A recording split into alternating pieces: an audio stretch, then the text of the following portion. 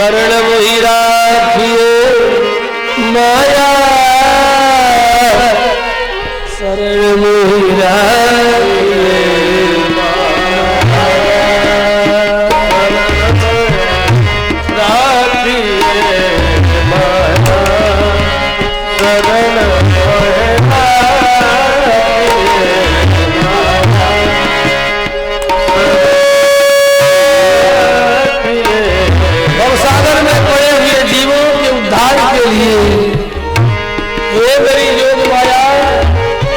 अपनी शरण में ले ले, नहीं तो मेरी माया के कपट में पड़े हुए ये जीव मुझे प्राप्त नहीं हो सकेंगे।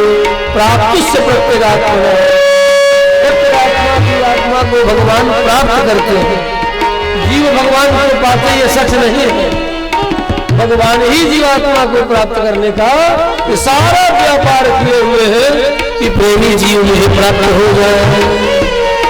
आज से ये बात भूल जाना कि जीवात्मा परमात्मा को प्राप्त करता है, ये झूठी बात है। परमात्मा ही जीवात्मा को प्राप्त करने के लिए इतना बड़ा विशाल उद्योग किया है। इस उद्योग का नाम क्या है? सृष्टि। सृष्टि रूप उद्योग परमात्मा ने किया है। कहीं मेरी माया के कपट के जीव न पड़ जाए, इसलिए कह रहे हैं कपट रहेगा ई भवसागर, कपट रहेगा ए भवसागर, कछु नहीं समझी पड़े, कछु नहीं समझी पड़े,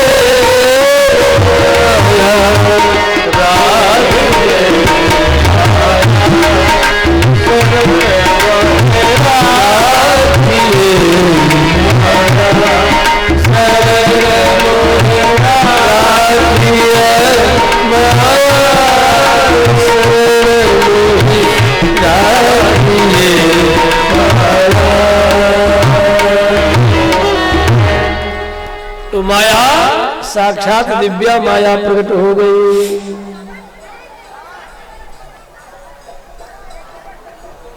और उनका साथ मिल गया। जो जोग माया है, जोड़ने वाली माया, किसी को भी किसी से तोड़ती नहीं है, ऐसी माया का नाम है योग माया। जो जीव को परमात्मा के सानिध्य प्राप्त करा दे, उस माया का नाम है योग माया। नहीं तो अयोग माया भी एक है, जिस अयोग माया के चक्कर में पड़ करके हम आप सभी घन चक्कर में पड़े हुए हैं। जन्म मरण के चक्कर में, घन चक्कर में, और जन्म और मरण के बीच में दुनिया का सारा घन चक्कर है।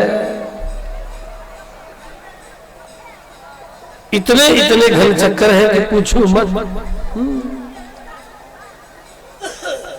तो जिस माया के कारण ये सब चक्र है, उस माया का नाम है अयोग माया। योग माया का मतलब ही है यह अथवा या गमयति प्रापयति परमात्मानं सा माया योग माया। अयोग विवक्षेद करने, इसको अलग अलग करे। तो देखो योग को कई तरह से हमारे पूर्वाचार्यों ने, संतों ने अर्थ किया है। यो और ग को अलग अलग कर दीजिए तो जो रुत्व उत्व हसी चसे हुआ है वह विसर्ग बन जाएगा। तो क्या हो जाएगा? यह। यो को अलग कीजिएगा तो यह। अच्छा, एक ये हुआ यह। अब यह को स्त्रीलिंग विवक्षा में या गमयति, जो भगवान के निकट ले जाती है, या गमयति भगवान के सन्निधि में ले जाती है, या ज्ञापयति जो भगवान के स्वरूप को बताती है, दूसरा अर्थ, या गमने ले जाने के अर्थ में। पुनः सर्वे गत्यर्थकाः चतुरर्थकाः भवन्ति धातवः, सभी गत्यर्थक धातुएं चार अर्थों में प्रयुक्त की जाती है। एक गमन, दूसरा ज्ञान, तीसरा उपाय और चौथा प्राप्ति। ये चार अर्थों में गत्यर्थक क्रियाओं का धातु का प्रयोग किया गया है। यहाँ चारों अर्थ है। प्राप्यते या प्राप्यते, प्रापयति जो परमात्मा को प्राप्त करा दे, या प्रापयति पुनश्च या उपेयत, उपेयत जो भगवान को ही उपाय बना दे। ध्यान देना, किसको? परमात्मा को ही उपाय बना दे। किस कार्य का उपाय? परमात्मा की प्राप्ति के लिए परमात्मा को ही उपाय बना दे। उस माया का नाम क्या है? योग माया है। इसीलिए आचार्य पूर्वाचार्य कहते हैं भक्ति प्रपत्तिभ्याम प्रसन्नः स एव उपायः। वह परमात्मा श्री कृष्णचंद्र ही उपाय है। कब उपाय बनते हैं? भक्ति और प्रपत्ति से। वह जोग माया हमारी भक्ति प्रपत्ति से प्रसन्न होकर के परमात्मा को उपाय बना देती है। और जब भगवान ही उपाय बन जाए, जब तक हम सब उपाय करते रहे तब तक कोई गारंटी नहीं है, कोई निश्चितता नहीं है कि वे मिलेंगे। लेकिन जब वही चाह जाए कि ये जीव हमें प्राप्त हो जाए, इस जीव रूप मणि को मैं प्राप्त कर लूं, तो हम सभी जीव उनको प्राप्त हो जाएंगे। क्योंकि जब भगवान ही ढूंढे तो हम सब जीव क्यों नहीं मिल जाएंगे? वे ज्ञान संपन्न है, सर्वज्ञ है, हम जीव अल्पज्ञ है, अणु है, अज्ञानी है, विकार वाले हैं। और जब निर्विकार परमात्मा हम जीवों को प्राप्त करने की इच्छा कर लेगा, तब तो एक ही क्षण, एक कालम छेदेन परमात्मा प्राप्य थे, एक क्षण में ही परमात्मा के द्वारा हम लोग प्राप्त कर लिए जाएंगे। इस अर्थ में यह रास है। रास का अर्थ ये नहीं, ये मतलब नहीं कि नाचो और गाओ, इतना ही अर्थ है। यहाँ जीवात्मा को परमात्मा प्राप्त करने वाले हैं और उस प्राप्ति के उपाय स्वतः बनने वाले हैं। तो प्राप्ति से प्रत्येगात्मा, प्राप्त होने वाला कौन है? प्रत्येगात्मा है ना। जब अर्थ पंचक आप पढ़ेंगे उज्जीवन समय अर्थ पंचक ज्ञानावश्य की, अर्थ जीवात्मा के उज्जीवन के लिए अर्थ पंचक जरूरी है। तो अर्थ पंचक में कहा गया कि जीवात्मा परमात्मा को प्राप्त करता है। ये सब तो केवल जीवों के अहंकार को देख करके कुछ एक शास्त्रों ने कह दिया। ये नालायक हम सब जीवों को देख के गरिया दिया, ये शास्त्रों की गाली है, ध्यान देना। क्योंकि इस बात को समझने के लिए किसी विज्ञ आचार्य की जब सेवा करोगे तब देखो, किसी बात को पूछोगे क्यों महाराज ये सब काम मैं कर रहा, ठीक है कर लो, ऐसा भी उत्तर मिलेगा। लेकिन जब वात्सल्य से भरे होंगे तो रोक देंगे, हम कर रहे, आपके मन में रुचि है, ठीक है कर। तो वैसे ही जीवात्मा के हृदय में पुरुषार्थ की रुचि है।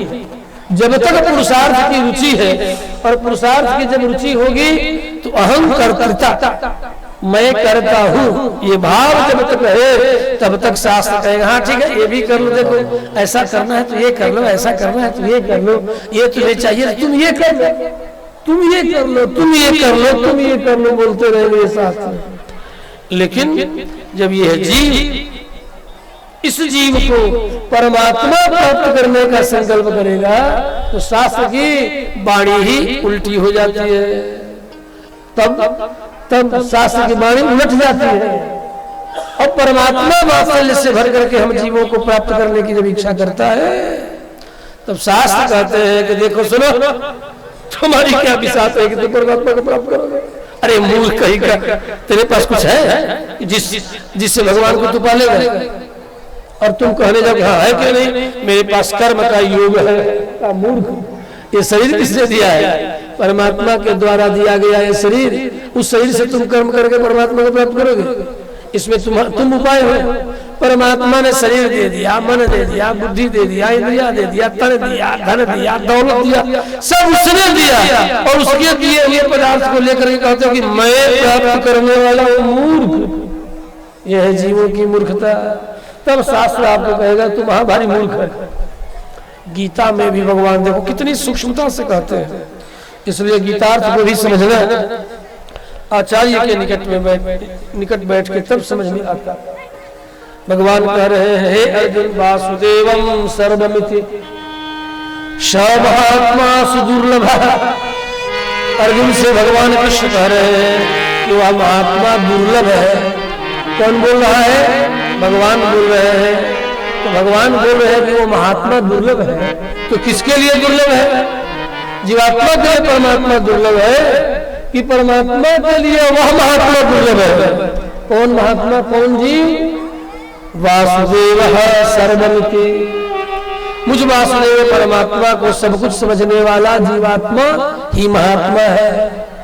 मुझे परमात्मा को सर्वस्व समझने वाला जो जीवात्मा है, ऐसा महात्मा मेरे लिए, भगवान कहते हैं कि मेरे लिए भी दुर्लभ है। अर्थात ऐसे जीवात्मा को परमात्मा ढूंढते हैं। जिन लोगों ने ये कहा कि जिन ढूंढा तिन पाइया, ये मूर्खों की भाषा है। आज आपको सुन के बड़ा आश्चर्य होगा, लेकिन आज इस भाव में भर के मैं बोल रहा हूं, ये रास का भाव, ये मूर्खों की भाषा है। जिन ढूंढा तिन पाइया गहरे पानी पैठे, ये मूर्खों की भाषा है। ये भगवत प्रपन्नों की भाषा नहीं है, ये प्रपन्नों की भाषा नहीं है, ये पुरुषार्थियों की भाषा है। या कहो ये भाषा अहंकारियों की भाषा है। और कहूं नीचे जाके ये अहंकारी है। वो अहंकारी कहता है कि ढूंढोगे तो मिलेंगे। अरे तुम ढूंढोगे तो मिलेगा, तुम्हारे पास सामर्थ्य कितना है कि ढूंढोगे तो मिलेगा? तुम लाख ढूंढते रहो नहीं मिलेगा, कभी नहीं मिलेगा। अरे मिलना होता तो मिला नहीं होता। आज तक अनादिकाल से अब तक हम ढूंढ रहे हैं, आज तक नहीं मिला। क्यों नहीं मिला? इसलिए कि हमारे ढूंढने से वो नहीं मिलने वाला है, इसीलिए अब तक नहीं मिला। प्रमाण तुम्हारे सामने है। और उसने जिसे ढूंढ लिया इस दुनिया को छोड़ करके दिव्यलोक का पात्र बन गया, वो यहाँ नहीं है। इसलिए वह हमें ढूंढे, मेरा सुमिरन हरि करे। जीवात्मा का जब सुमिरन हरि करना आरंभ कर देता है, तब समझ लेना कि उस जीव का अब उसे कुछ भी करना, कोई भी कर्तव्य नहीं रह जाता। सारा कर्तव्य शेष समाप्त हो गया, क्योंकि मेरा सुमिरन हरि करे। अब तो मेरा सुमिरन वह हरि कर रहा है, वह परमात्मा कर रहा है।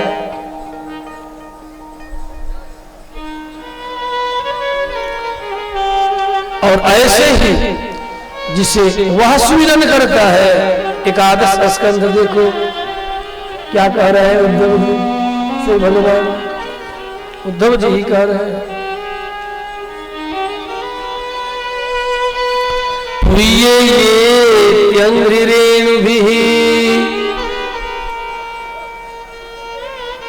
मैं अपने भक्तों के पीछे पीछे दौड़ता हूँ। काहे को? ढूंढने के लिए। बहुत दिनों से दौड़ रहा हूँ,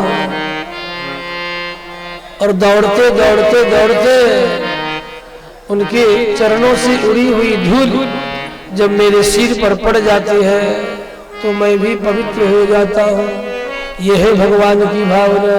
इसलिए प्रथम स्कंध से द्वितीय तृतीय पार करके जैसे जैसे कंधे पार करोगे, वैसे वैसे भागवत के हृदय में प्रवेश करोगे। दसवां स्कंध भगवान का हृदय, और इस हृदय में पंचगीत प्राण है।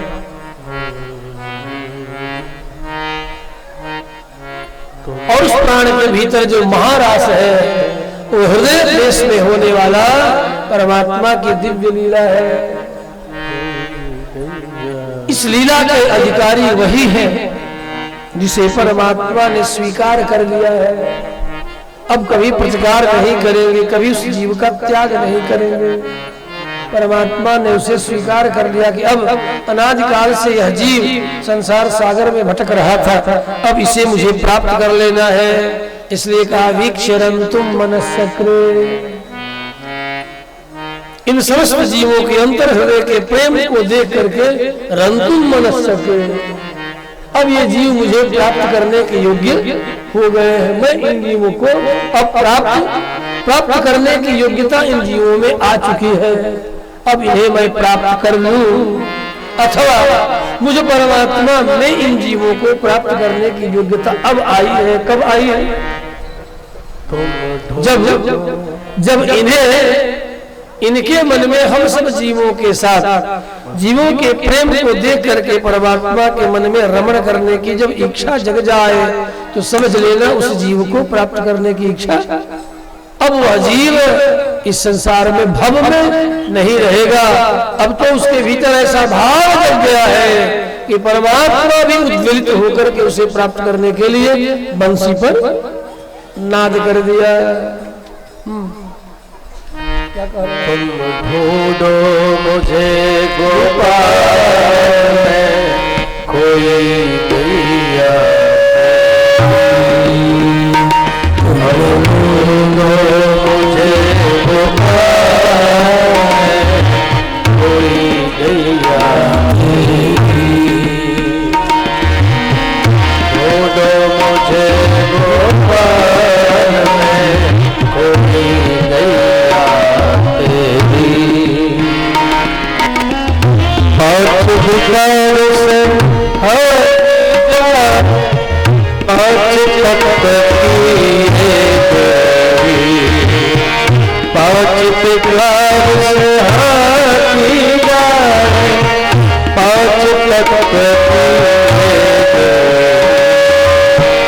बरवस भट की दूर कहीं चैन न पाऊं अब तेरी, ये कैसा माया जाल है कोई गैया नहीं, ये कैसा माया जाल है कोई गैया नहीं, अब मुझे गोहार है कोई गैया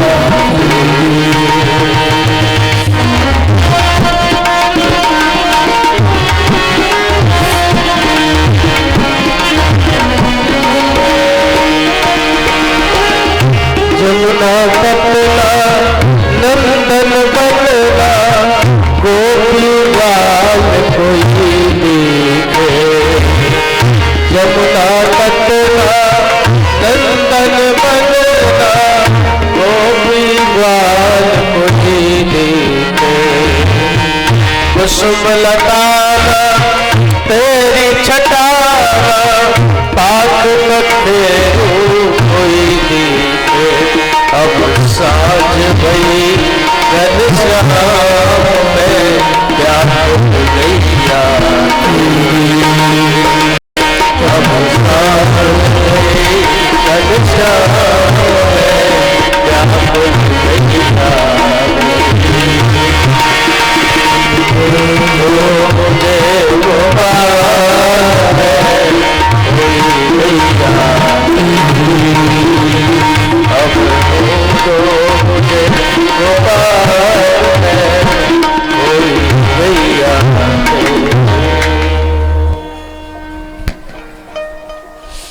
कृष्ण ने अधरों पर बंसी रख करके बजा दिया है। निसम्य गीतम तदनंदवर्धनम ब्रजस्त्रिय कृष्ण गृहीत मानसा, अन्योन्य आजन्मन्योन्यमलक्षितोद्यमाः समत्कृतान्तो जनलोलकुण्डलाः। निसम्य गीतम तदनंदवर्धनम ब्रजस्त्रिय कृष्ण गृहीत मानसा, ऐसी बंसी पर तान छेड़ते हैं और तान छेड़कर जब तान का अवरोहण करते हैं, आरोह से अवरोह जब अवरोहण करते हैं तो सारी गोपियां कहां कहां से, सत्यलोक से ही नहीं गोलोक से लेकर के इहलोक तक जो भी प्रेम संपन्न है, भगवत भाव संपन्न है, उन समस्त जो गोपी भाव से ओतप्रोत है वे गोलोक से लेकर के इहलोक पर्यंत के जीव सब खींचे चले आ रहे हैं। जो जैसे है वैसे ही खींचे चला आया। कोई भी चलकर के अपने चरणों से कृष्ण की बंसी सुनकर के नहीं आया। पादम पदम न चलता, चरणों से चलकर के आई होती, इसीलिए गोपियों ने आगे कहा पादम पदम न चलता तव पादम मूला यामा कथम ब्रजमतो करवाना। यदि हम चलकर के आई होती तो चल के चली जाती। तो कोई भी भगवान कृष्ण के रास में कोई भी प्रेमी जीव चल के नहीं आया। यदि चल के आता तो उपाय हो गया। भगवान ने अपने बंसी के तान से उसे पकड़ करके खींच लिया। इसमें प्राप्त करने वाला जीवात्मा नहीं, प्राप्त करने वाला परमात्मा है। इसीलिए आप विज्ञ लोग इस बात को जानते हैं कि लिखा है दुहंत्या, दोहन की क्रिया हो रही है।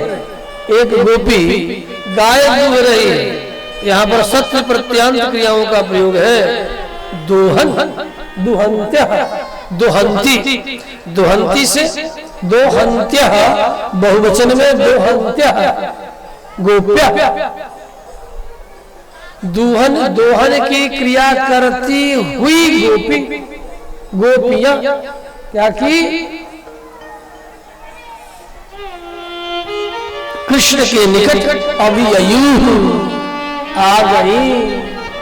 कैसे आई? दोहन की क्रिया करती हुई आई। ये नहीं लिखा कि चलंत्य अभिययु का आश्रित, एक बार भी कहीं नहीं लिखा। पूरे भागवत पढ़िए, रास में एक शब्द भी आपको नहीं मिलेगा कि चलंत्य अभिययु का आश्रित। चलती हुई गोपी आई, कहीं नहीं वर्णन है। तो मतलब चरणों से चलकर के कोई भी गोपी रास में नहीं आई। तो कैसे आई? भगवान श्री कृष्ण ने बंसी के तान से पकड़ करके उस गोपी को खींच लाया। ये अर्थ है। तो जब खींच रहे थे उस समय वह गोपी क्या कर रही थी? एक गाय दूह रही थी, कृष्ण ने खींच लिया, बंसी के तान से खींचा है। बंसी के तान रूपी रस्सी में बांध करके खींच लिया। अब कहोगे कि तान भी रस्सी है क्या? है, तान भी रस्सी है। तान तो इतनी मजबूत रस्सी है कि पूछो मत। दुनिया के बड़े बड़े लोग फंस जाते हैं इस तान में। बस तान वाला चाहिए, तान करके बांधने वाला, आरोह और अवरोहण करके गांठ लगाने वाला चाहिए। पूरी ब्रह्मांड खींची हुई चली जा सकती है। ये है स्वर की ताकत, क्योंकि जगत स्वर से उत्पन्न हुआ। इस जगत की उत्पत्ति ही स्वर से हुई है और आज भी सारी प्रकृति स्वर में झूम रही है, नाद में झूम रही है। प्रकृति का नाद जिस दिन बिगड़ जाए तो समझ लेना कि प्रलय हो जाए। पृथ्वी का स्वर जिस दिन बिगड़ जाए, ताल जिस दिन बिगड़ जाए, उस दिन प्रलय हो जाएगा। कोई भी ग्रह नक्षत्र अपने अपने स्थान पर नहीं ठहर पाएंगे। सभी स्वरों में नाच रहे हैं, सभी स्वरों में नाच रहे हैं, सभी ताल पर थिरक रहे हैं। पृथ्वी भी अपने ताल पर थिरक रही है 24 घंटा।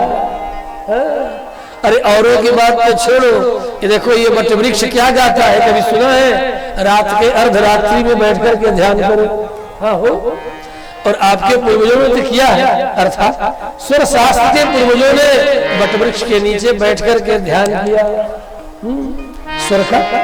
और तभी तो ये बड़े बड़े जो आचार्य हुए स्वर शास्त्र के ऐसे थोड़े हुए हैं कि हारमोनियम ले लिए, तानपुरा ले लिया और घिसते गए। नहीं, तो तानपुरा घिसने वाले नहीं है। कि जितने आपके आचार्य हैं इन सब लोगों ने पृथ्वी के गोद में जाकर के बैठ गए और पृथ्वी के गोद में बैठ करके समाधि लगाया सिर में कि पृथ्वी क्या दे रही है आवाज। अलग अलग वृक्षों के निकट बैठे, अलग अलग वातावरण में बैठे और बैठ करके तब उन स्वरों का अनुसंधान किया। तब अपने गले से बैठते गए, रोज बैठते गए और धीरे धीरे गले से कुछ ने नाद से उसी स्वर को नाद में व्यक्त किया और उसी स्वर को गले से व्यक्त किया। जिसने गले से व्यक्त किया वह तो स्वर है और जिसने यंत्र के द्वारा ताल से व्यक्त किया वही नाद है। उसी नाद को स्वर से व्यक्त किया और उसी नाद को विविध अन्य व्यंजनों से व्यक्त किया है। बात वही है। तो जब जब ये वटवृक्ष ये वटवृक्ष जो देख रहे हैं जो मर गया था हरा हो गया, वटवृक्ष की पत्तियां जब खरखराती है तो ध्यान से कोई सुने तो इसमें भैरव राग प्रतिबिंबित होता है। वटवृक्ष निरंतर भैरव राग में गाता है और पीपल भैरवी गाती, पीपल भैरवी गाता है तो भैरवी में थिरकता रहता है। फिर देखना भैरवी का चाल और भैरव का चाल देखना कितना गंभीर चाल है।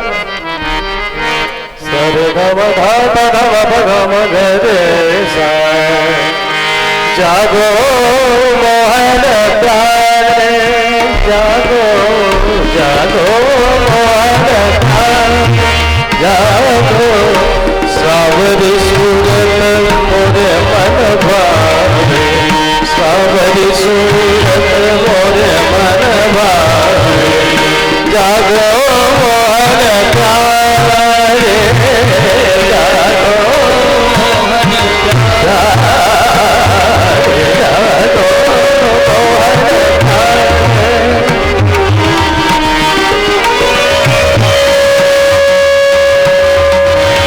प्रात समय उठ भानु भयो, प्रात समय उठ भानुदय भयो, प्रात समय उठ भानुदय भयो, बाल बाल सब भूपति ठाणे, बाल बाल सब भूपति ठाणे, दर्शन के सब भूमि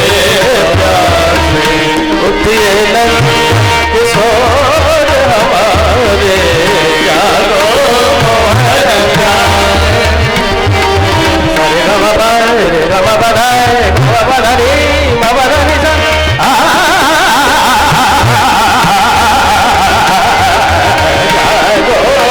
मोहन प्यारे, जागो मोहन प्यारे, जागो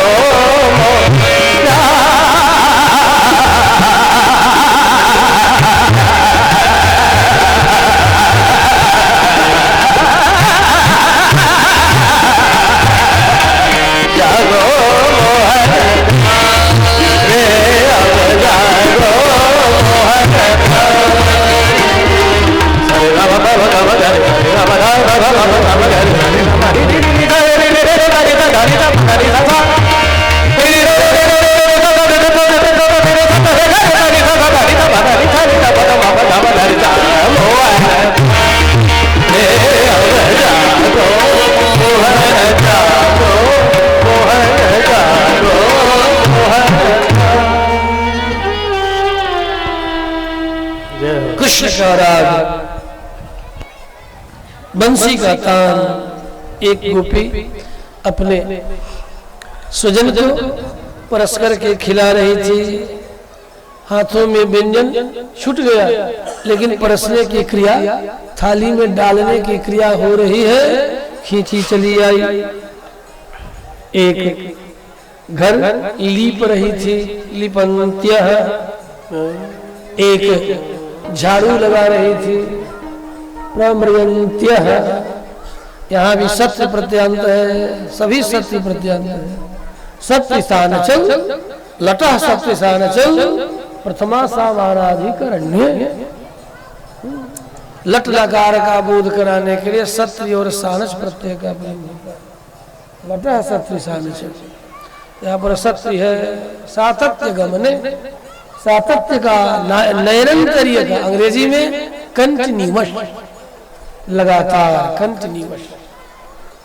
चलन मन चलते हुए, आगच्छन आते हुए, गच्छन जाते हुए। तो परिवेशयन्त्यः बहुवचन है, परिवेशयन एक वचन में और बहुवचन में परिवेशयन्त्यः गोप्यः अभिययुः। परिवेशन की क्रिया हो रही है और खींची चली आई, चल के नहीं आई। सुखदेव की ये वाणी वेदव्यास की लेखनी से प्रकट हुई है, बड़ी रहस्यमय वाणी है। और ये शब्द का प्रयोग भी करना अनर्थक है कि गोपियां चली आई, खींची चली आई, माने खींची चल के, चरणों से चल के क्या नहीं, चरणों से चल के नहीं आई, खींची आई। चली आई शब्द का प्रयोग तो आपको समझने के लिए मैं कर रहा हूं। खींची आई, खींच आई, माने खींच करके ही आ गई, खींची आई। परिवेशन करती हुई खींची आई। प्रव्रजन्त्या झाड़ू लगाती हुई खींची आई। चली शब्द का प्रयोग करना यह अनर्थक है। इतना शब्दों का संभाल भागवत में चाहिए। लिम्पन्त्य, एक लेपन कर रही थी, घर लीप रही थी, तो लिम्पन्त्य लीपती हुई खींची आई। एक अपने आंखों में अंजन लगा रही थी, एक आंख में लगाई और दूसरी आंख में लगाने जा रही थी। अभी लगाने की क्रिया हो रही, अंजन्त्य, अंजन लगाती हुई खींची आई। चली आई नहीं, खींची आई। किसे खींची आई? बंसी के तान में पकड़ करके खींची आई, खींच करके आ गई। एक वस्त्र धारण कर रही थी, कमर का वस्त्र तो झटपट पहन ली थी, अब केवल आंचल खींच करके और अपने कमर में खसने जा रही थी। परिवेशयन्त्या, वस्त्र धारण कर रही थी, इसी में तान से बंसी बज गई, खींची आई। एक के तो पति ने रोका, एक के पिता ने रोका, एक के भाई ने रोका, एक के बंधु ने रोका, भ्रातृबंधु भी। अब एक बात और भी, भ्राता शब्द का भी प्रयोग वही है और बंधु शब्द का भी प्रयोग वही है। बंधु से बांधव बना, उसी से बांधवी बनी। तो भ्राता जो भरण पोषण करे, भरणात् भ्राता है ना, जो भरण पोषण करे वह भाई हो सकता है। जैसे कि कभी कभी पत्नियां भी अपने पति को भाई जी बोलती है, बोलती है ना? नहीं बोलती? ये सब ध्यान से सुन नहीं रही है लगता है मेरी बात। कभी कभी पत्नियां भी अपने पति को भाई जी कह बैठती हैं। क्यों? कहने का अधिकार है क्या? है। इसलिए कि भाई का अर्थ होता है भरण पोषण करने वाला, वो भाई हो सकता है। और बंधु कौन है? जो माँ के पेट से एक साथ बध करके जन्म लिया है। किससे बधा है? माँ के पेट से बध के आया है। इसलिए जो माँ के पेट का संबंध है वह तो बंधु है, लेकिन भरण पोषण के संबंध से जो प्राप्त हुआ है बंधुत्व वह भाई है। इसलिए भ्रातृबंधु भी, दोनों शब्द एक साथ निरर्थक नहीं हो सकता। हाँ, ये सब ऋषि लोग हैं, भ्रातृ भी है और बंधु भी है, दोनों पृथक पृथक है। भ्रातृ अर्थात सहोदर है, बंधु अर्थात अपने सहोदर नहीं है लेकिन भरण पोषण करने वाला बंधु है। उस बंधु ने भी रोका।